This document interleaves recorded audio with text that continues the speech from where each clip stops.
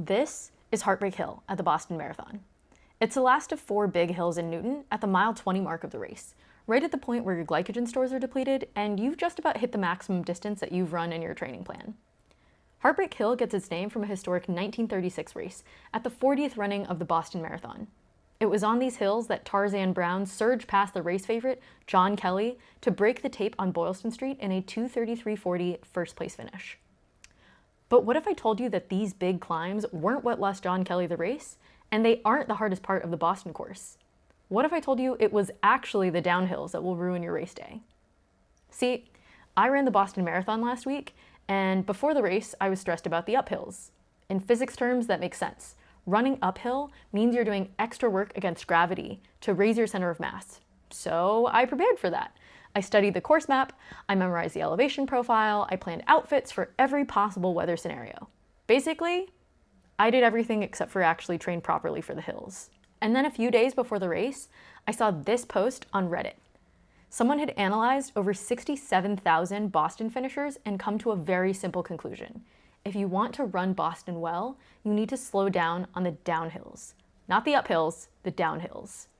This is actually a super interesting and pace-inclusive analysis, and Fabio, the running engineer who came up with this, made a whole website. So I'll link both his video and website down below so you can check out the data yourself in both kilometer and mile paces. But this sounds completely backwards, because Boston is a net downhill course.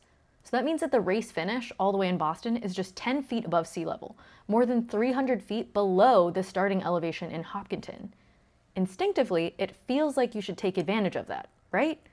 When you're not fighting gravity on the downhills, why not go faster? But let's talk about the physics. If you think about something simple like a ball rolling down a hill, gravity does work equal to mgh, which is mass of the ball times gravitational acceleration times the change in height. So that potential energy gets converted into motion by the time you are rolling down the hill. And if you push the ball back up the same hill over the same distance and incline, you'd need to do exactly the same amount of work. So in a perfectly efficient system, uphill and downhill should cancel out. But importantly, we are not perfectly efficient systems, and crucially, we are not balls rolling down hills. This is where decades of exercise physiology and biomechanics research comes in. Because it turns out that uphill and downhill running are not just hard in different amounts, they're hard in completely different ways. Let's start with the uphills. When you run uphill, your muscles have to do extra work to lift your body against gravity. A foundational study from 2002 measured the precise energy cost of running up varying slopes from level ground all the way up to 45% both uphill and downhill. At grades matching Boston's Newton Hills, which are right around the 5% grade, the metabolic cost of running is around 40% more than it would be on flat ground. And this scales really fast. By the time you hit a 10% grade, you're now burning nearly 70% more energy than you would at the same speed on a flat surface. That's why the running coach Jack Daniels estimated that every 1% of uphill grade costs you about 12 to 15 seconds per mile. But here's where it gets counterintuitive. The flip side of this metabolic cost curve is the downhills. Your heart rate stays low, your breathing feels easy, and at the moderate grades that Boston actually has, you're saving a small amount of energy compared to flat ground. That's exactly why the downhills feel so good in a race. But that feeling is a trap. Because cheap aerobically does not mean cheap mechanically. And this is the distinction that ruins downhill marathons. On a descent, gravity is pulling you forward and down. So if you let it, you would just accelerate out of control and tumble like a ball rolling down a hill. Instead, what your muscles have to do is act like brakes. What happens is your quads lengthen under load to absorb the impact and slow your descent. This is called an eccentric contraction, and research has shown that it is fundamentally more damaging than what happens when you're running uphill. A review from 2002 found that eccentric muscle contractions are the primary driver of exercise-induced muscle damage, while the concentric contractions from your muscles going uphill produce little to no lasting damage. This is because during an eccentric contraction, your muscles recruit fewer fibers, so that braking force gets concentrated across a smaller cross-section of tissue. Think about slowly lowering yourself into a chair versus getting up from one. The lowering is the eccentric part. It feels easy because you're going with gravity, but it's actually the part that's damaging your muscle fibers. Now imagine doing that somewhere between 30 and 50,000 times. That's about how many steps it takes to finish a marathon, and every controlled step is one more lower into the chair. And when you're running, the forces are even larger. A 2005 paper found that even at moderate downhill grades, impact forces increase by 54% and braking forces by 75% compared to flat running. Those forces have to go somewhere, and your quads are absorbing a lot of them. The toughest part is that none of this downhill damage actually registers in the moment. Because the aerobic cost is so low, You don't even realize how much damage you're doing on your body because your breathing is easy and your heart rate stays low. But a review published in Sports Medicine found that quad force production in trained runners drops by 16 to 37% following a significant downhill run, with those impairments lasting up to 4 days. So you're not just tired, you are measurably weaker. And you have probably felt this trying to go downstairs after running a marathon. That's a full picture of why Boston is harder than it looks on paper. And that Jack Daniels pace math captures all of this in a really simple prediction that uphills cost you about 12 to 15 seconds per mile for each 1% grade, and downhills only give back 8 seconds per mile for a 1% grade. The hills are never going to cancel out. So by the time you reach the Newton Hills, your muscles are not the same muscles you started out with. And this is exactly what shows up in real-world data.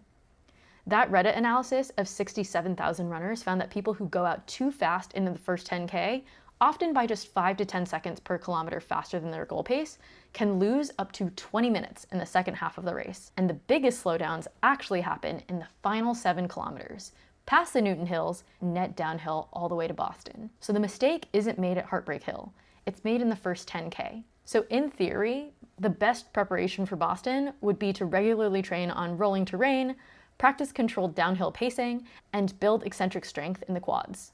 The closest that I got was doing a few hill strides in Boston Common the day before the race, which, as my friend Mia puts it, is kind of like flossing right before you go to the dentist. So that's the theory. But as an experimentalist, the real question is, what actually happened when I tried to run this race? Coming into this race, I knew a few things to be true. One, I had not really done a lot of hill training in preparation for the Boston Marathon, which was definitely a mistake. And two, I knew I'd run a half marathon, which put me in about 320 to 325 shape.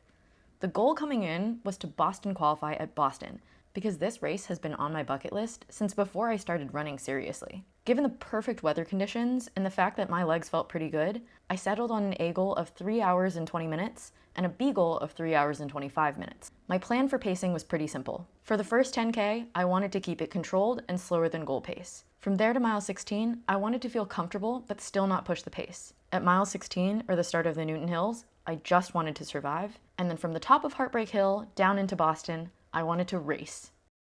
Going from Athletes Village to the corrals, I could feel the nervous excitement from everyone, but more than anything, I could feel the rolling hills in Hopkinton. As soon as you cross the start line, it's really hard not to get swept up instantly by all the excitement around you. Not to mention, it's so aggressively downhill that it feels like getting dropped off a roller coaster. Only after the fact did I realize that that was a minus 5.3% downhill grade, just in the first kilometer. But I knew what the science said, and I knew that I had to keep it controlled if I wanted any chance of feeling good in the second half of the race. I then settled into what I thought was a comfortable pace, but checking my watch after the first 2 kilometers, I realized that I was definitely faster than my goal pace, so I tried to scale it back a little bit. The rolling hills through the first couple of kilometers felt comfortable, but I kept telling myself, keep it controlled, keep it slow, save it for Newton. Right before the halfway point was something I was really excited about, which is a Wellesley Scream Tunnel. This is where the women of Wellesley College come out and cheer for you, and some of them will even ask runners for a kiss. It's a great morale boost before the halfway point, which is also where I checked to see if I was on target for my goal finish. When I saw the sign for Newton, I started getting really nervous, but I found someone to run with who is an absolute metronome on the rolling hills in the miles before. We got separated at some point on the hills, but I had a bit of distraction as I was looking for my mom and my sister, who I knew I was going to see at some point in Newton. And then just like that, 3 of the 4 Newton Hills were over, with just one left, the famous Heartbreak Hill. As soon as I saw the sign for Heartbreak Hill, I knew my friends would be waiting for me, so I powered forward. Left foot, right foot, just waiting until I saw them. And when I did, it was like getting an extra caffeine gel in my system. After I made it to the top of Heartbreak Hill, I knew that it was all downhill from here, which in this case is a good thing. Going into Brookline and then Boston, there was no better feeling than seeing the Sitco Triangle and knowing that we were almost home. I felt so strong going into Boston, and it was so meaningful to me to have already seen my mom, my sister, and all my friends on course, knowing that I was about to finish the Boston Marathon for the very first time. And so, with the biggest smile on my face, as I turned right onto Hereford, and then left onto Boylston. I crossed the finish line of the Boston Marathon, having split my fastest 5K and the last 5K of the race with not only a negative split, but also my second fastest marathon time to date. And I was pretty dang proud of having Boston qualified at the Boston Marathon. So now that I have run the Boston Marathon, I think what I'll say is this. Even though it seems like it's a race that's about surviving the uphills, It's actually about being smart and pacing everything that comes before them. Ultimately, I'd break my advice down into 3 big ideas. Number 1, don't fear the Newton Hills. By the time you get there, your legs should still feel decent, as long as... Number 2, you respect the downhills, especially in the first 10K of the race.